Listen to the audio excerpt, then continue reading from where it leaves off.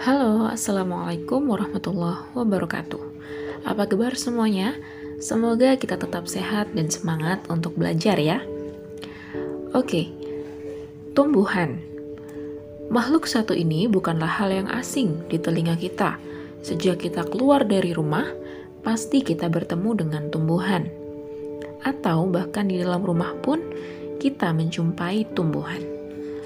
Berdasarkan sistem kontemporer, dunia tumbuhan digolongkan menjadi 3 divisi utama, yaitu tumbuhan lumut atau bryophyta, tumbuhan paku atau pteridophyta, dan tumbuhan berbiji atau spermatophyta. Kita bahas terlebih dahulu tentang lumut. Tumbuhan lumut atau bryophyta berasal dari bahasa Yunani. Bryon artinya lumut dan phyton yang berarti tumbuhan. Kalian pasti sering menemukan lumut, terutama di tempat-tempat basah dan lembab. Karena memang di tempat seperti itulah mereka tumbuh.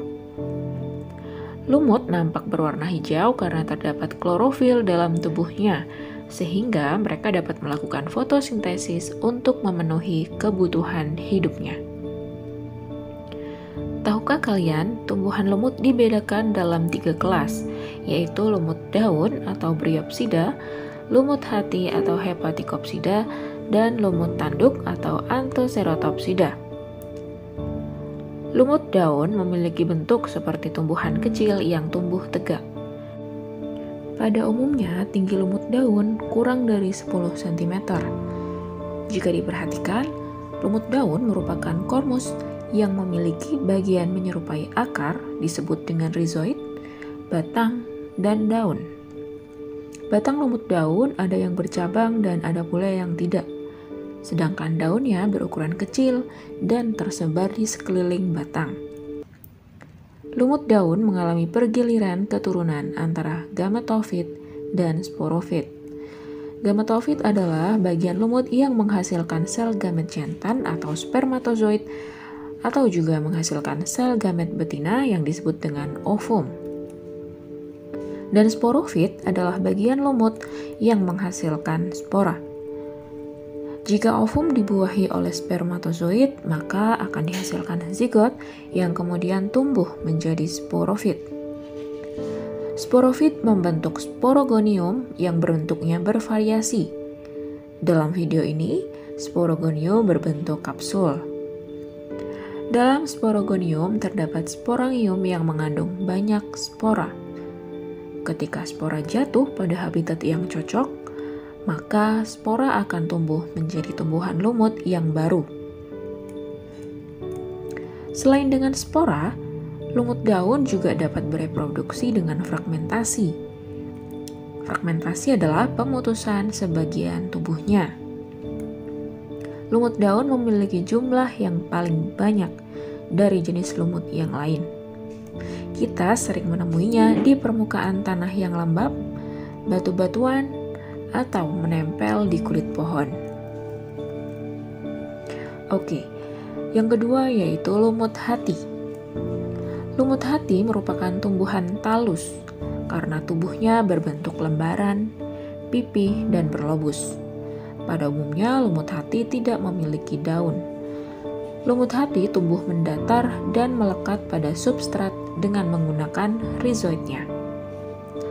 Lumut ini banyak ditemukan di permukaan tanah yang lembab, terutama di hutan hujan tropis. Pada beberapa jenis lumut hati, misalnya Marsanthia dan Lunularia, gametofit memiliki struktur khas berbentuk mangkok, disebut gemma cup atau piala tunas. Gemma cup ini berfungsi sebagai alat reproduksi secara vegetatif karena di dalamnya terdapat gemma atau tumbuhan lumut kecil yang bila terlepas dan terlempar oleh air hujan akan tumbuh menjadi lumut yang baru.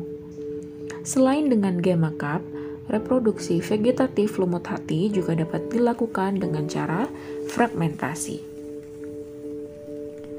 Pada Marsanthia, gametofit membentuk arkegoniofor dan di bagian ujung tangkainya terdapat struktur berbentuk cakram atau payung dengan tepi berlekuk ke dalam seperti jemari. Di bagian bawah cakram terdapat arkegonium yang menghasilkan ovum. Sementara itu, gametofit jantan membentuk anteridiofor yang di bagian ujung tangkai terdapat struktur berbentuk cawan dengan tepi berlekuk tidak dalam. Di bagian atas cawan terdapat anteridium yang menghasilkan spermatozoid berflagel 2. Bila spermatozoid membuahi ovum, maka terbentuk zigot yang akan tumbuh menjadi sporofit. Berikut ini adalah animasi proses reproduksi dari lumut hati. Gametofit betina memiliki struktur cakram seperti payung yang di dalamnya mengandung archegonium sebagai alat reproduksi betina. Anteridium menghasilkan spermatozoid berflagel 2. Spermatozoid memasuki archegonium untuk membuahi ovum dan menghasilkan zigot. Zigot terus berkembang dan membesar membentuk sporofit. Sporofit menghasilkan spora yang nantinya akan tumbuh menjadi gametofit yang baru.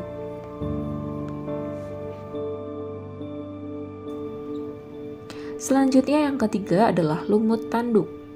Lumut tanduk berbentuk seperti lumut hati, tetapi sporofitnya berbentuk kapsul memanjang seperti tanduk dan mengandung kutikula. Sporofit tumbuh dari jaringan cawan archegonium. Setelah sporofit masak, bagian ujungnya akan terbelah menjadi 2. Lumut tanduk tumbuh di bebatuan atau tanah yang lembab. Terima kasih telah menyimak video sampai detik ini. Selamat bergabung bagi kamu yang baru saja subscribe channel ini. Saya sangat senang jika kamu bersedia untuk like dan komen video ini agar channel ini dapat terus berkembang. Terima kasih, sampai jumpa di video-video berikutnya.